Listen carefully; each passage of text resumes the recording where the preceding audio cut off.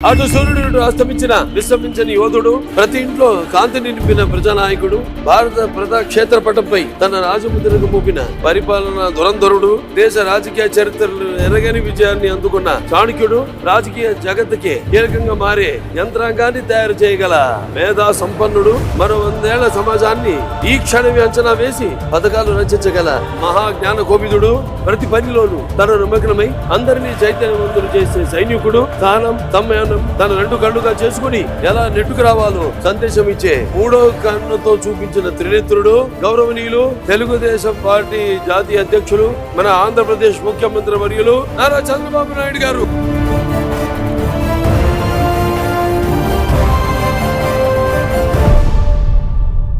ఇప్పుడు రాజకీయ వ్యూహాల గురించి మాట్లాడుకునే ముందు ఒక్కసారి ఆ వేళ జరిగిన అమానుషాన్ని చూద్దాం. ఒకసారి ఒక మనిషిని 100 ఏళ్లు గుర్తుంచుకోవడానికి ఆ మనిషి 100 ఏళ్లు బ్రతకనక్కర్లేదు. ఒక్క రోజు చాలు. ఆయన సాధించిన విజయాలు ఆయనని 100 ఏళ్లు బ్రతికిస్తాయి. 45 ఏళ్ల రాజకీయ ప్రస్థానంలో అలాంటి విజయాలు ఆయన ఎన్నో స్థాపించారు. రాళ్లగుట్టల్లో మహానగరాన్ని మొలిపించాడు. రాయలసీమను రతనాల సీమగా మార్చాడు. ఎండ నుండి కరెంటు తయారు చేపించాడు. పేదవాడికి పట్టెడన్నం పెట్టాడు. రైతు బిడ్డలకు ఐటీతో సాఫ్ట్వేర్ ఉద్యోగాలు కల్పించాడు. విదేశాలకు పంపించాడు.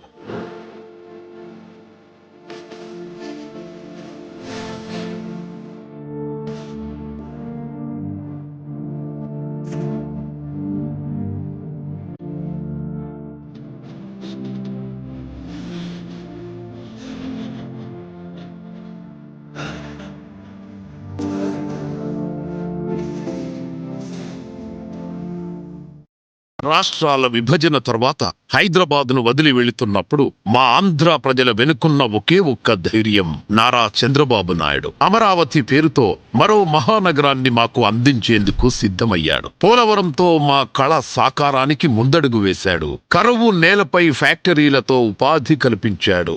ఎన్ని చేసినా సరే శ్రీరాముడంతటి వాడికి అరణ్యవాసం తప్పలేదు. చంద్రబాబు గారి జీవితం కూడా అలాంటిదే. ప్రజలకు సాయం చేద్దామనుకున్నందుకు, యువతలో నైపుణ్యాన్ని పెంపొందిద్దామనుకున్నందుకు ఆయనను అక్రమంగా అరెస్టు చేసి 54 రోజులు జైల్లో పెట్టారు. కానీ ఆయన అక్కడ కూడా తెలుగు ప్రజల గురించి ఆలోచించారు. రోజు పుస్తకాలు చదవడం మొదలు పెట్టాడు. ప్రజలు ఆయన కోసం చేసిన పోరాటం చూస్తే మేము ఆనాటి స్వాతంత్ర్య పోరాటం చూడలేదే అన్న బాధ లేకుండా పోయింది. ఆయన బయటికొచ్చిన రోజును ఒక పండుగలా మార్చారు తెలుగు ప్రజలు.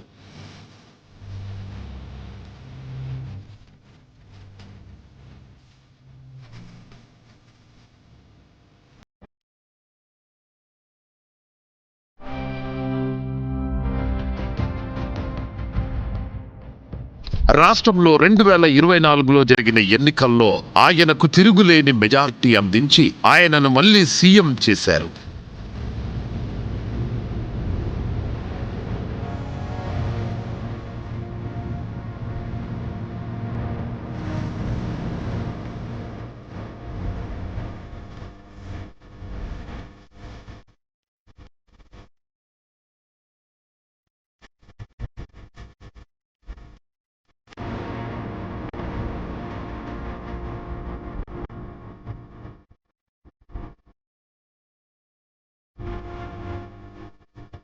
ప్రజలు ఆయనపై పెట్టుకున్న నమ్మకాన్ని నిలబెట్టుకుంటూ ఆయన పాలనను సాగిస్తున్నారు. ఆయన ఎప్పుడూ ఒకే మాట అంటూ ఉంటారు, తెలుగు జాతిని నెంబర్ 1 చేయాలి అని. అది వింటేనే అర్థమైపోతుంది ఆయన ఎటువంటి నాయకుడో. ప్రతి నాయకుడు అతని కుటుంబం గురించి ఆలోచిస్తారు. చంద్రబాబు గారు కూడా అంతే. కాకపోతే ఆయన కుటుంబం చాలా పెద్దది. 10 కోట్ల మంది తెలుగు ప్రజలతో కూడుకున్నది ఆయన కుటుంబం.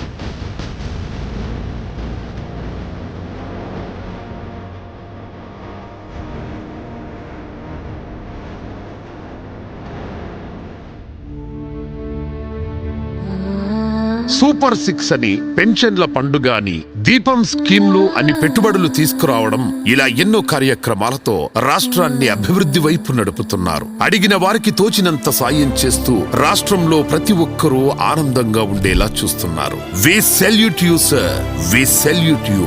మరిన్ని ఏళ్లు మీరు మాకు నాయకుడిగా ముందుండి మా రాష్ట్రాన్ని ముందుకు నడిపిస్తూ తెలుగు జాతిని నెంబర్ 1 చేయాలి. మీరు ఇప్పటికే ఎన్నో విజయాలు సాధించారు. మరెన్నో సాధిస్తారు, సాధించబోతున్నారు. మా తెలుగు ప్రజల గుండెల్లో ఎప్పటికీ నిలిచిపోయే పేరు చంద్రబాబు నాయుడు.